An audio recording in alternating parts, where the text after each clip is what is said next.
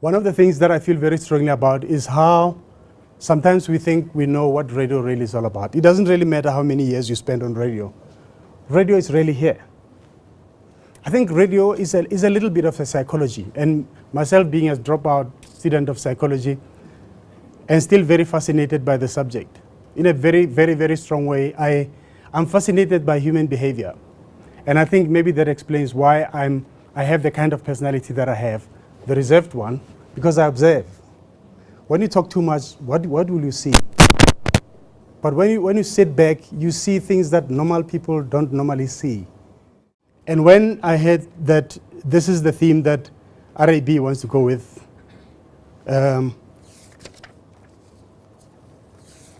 simply personal, is that it? Real personal. I just thought it can't be true, because it resonates with exactly where we are. It hits the nail on the head about where radio should be. We're not a political station, so we're not only talking politics.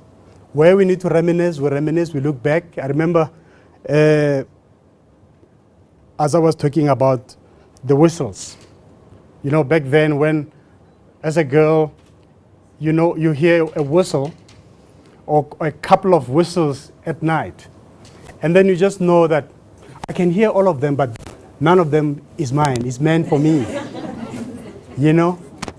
So it's stuff like that you want to recognize the typical lifestyle of a South African.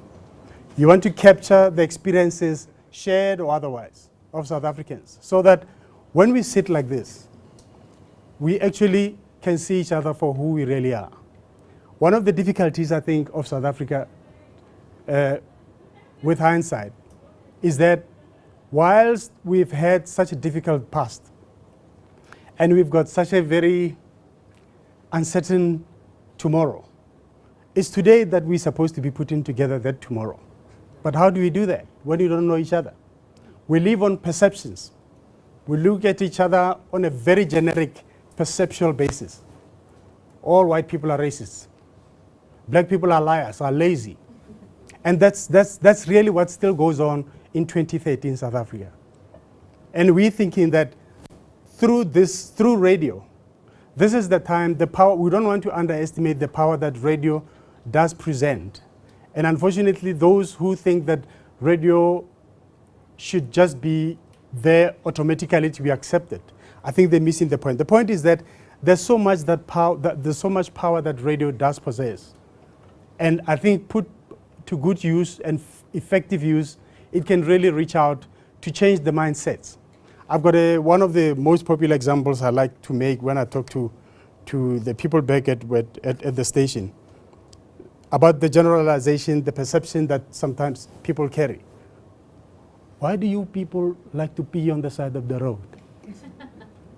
And I say, have you ever seen me pee on the side of the road? No, I haven't seen you, but why do you people? I say, exactly that, that's the problem.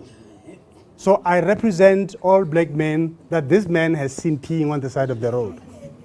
Does it mean that all black men who are in prison represent me? Definitely not.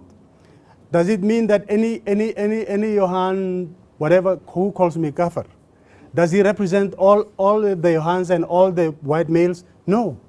In the end, ladies and gentlemen, we're individuals. Black or white, we're individuals. We've got, as we sit here, we may find that we share so much. We share the same fears.